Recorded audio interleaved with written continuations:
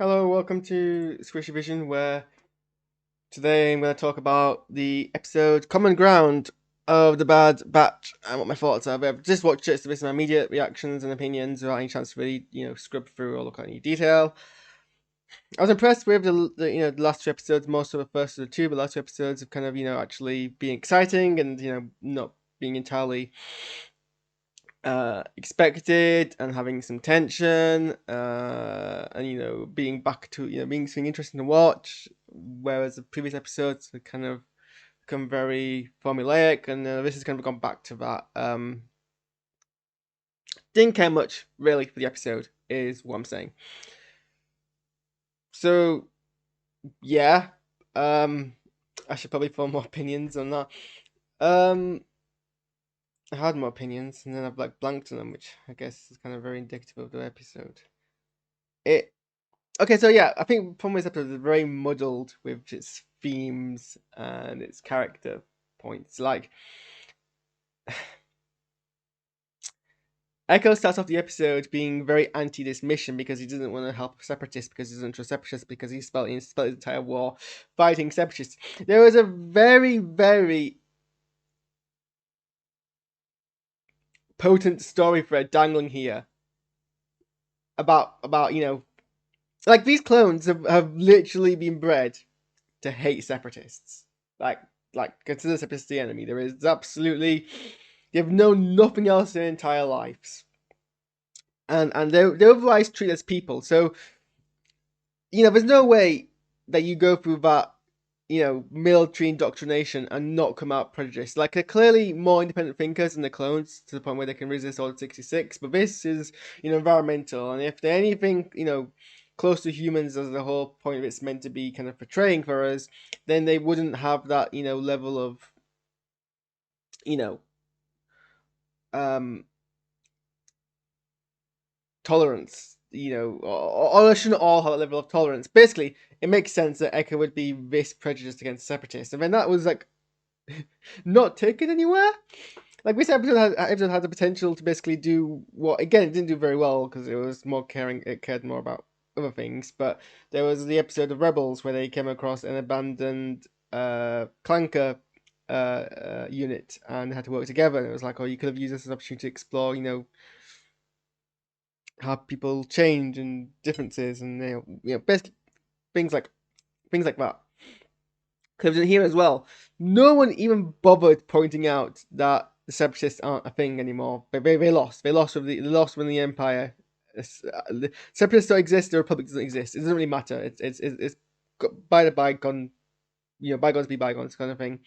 No one pointed it out. I thought they were going to. Really disappointed that happened.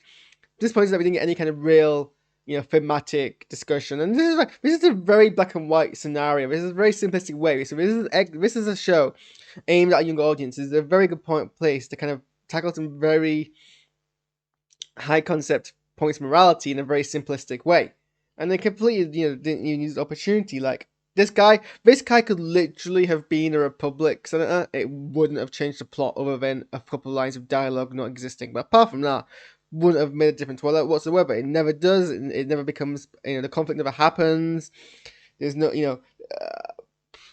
Echo has the line about telling Sentinel about another day. I guess it's meant to be his character arc, but he has no growth. He just changes his opinion for no reason. It's there's nothing in here that you set that up as a conflict and you don't use it, and it's like, well, what's the point? Um, Omega's contribution to this episode is basically a remake of Queen's Gambit. Literally, I mean, to be fair, chess is common in a lot of media, so I think it might be a bit not true to say it took an inspiration from the Queen's Gambit, but having that being very recent, it was very similar in a lot of ways. Um, so yeah, that was funny. This is basically Queen's her story, and sometimes basically Queen's Gambit, but also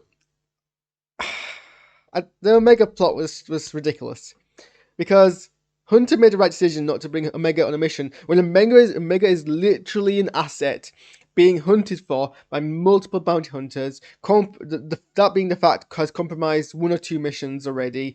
They're a high target of little strategic benefit, you know, to the Bad Batch. They can operate perfectly fine without her. Not that I have any problem with the character, but they can operate perfectly fine without her. They're happy for her, they will do the future.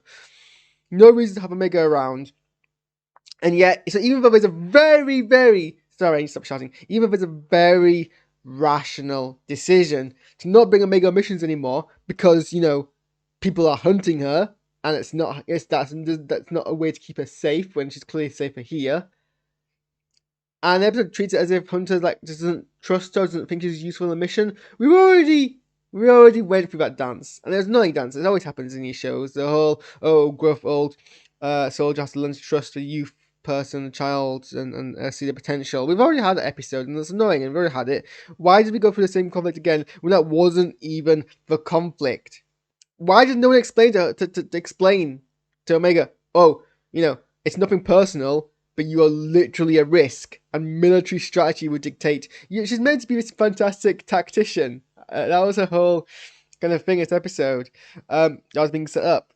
Surely she realizes putting a high value target with low value contributions in the players as possible in the situations is bad strategy. And then Hunter comes back and is like, oh, I was wrong to not bring you on the mission, or or what? And he was even right to call her out for doing his whole Queen's Gambit plotline, which is bringing her notability on this planet. And the more fame she gets, the more people are going to be like, oh, maybe this is our clone we should be hunting for. He was absolutely right. She's under witness protection from the biggest, most powerful entity in the galaxy right now.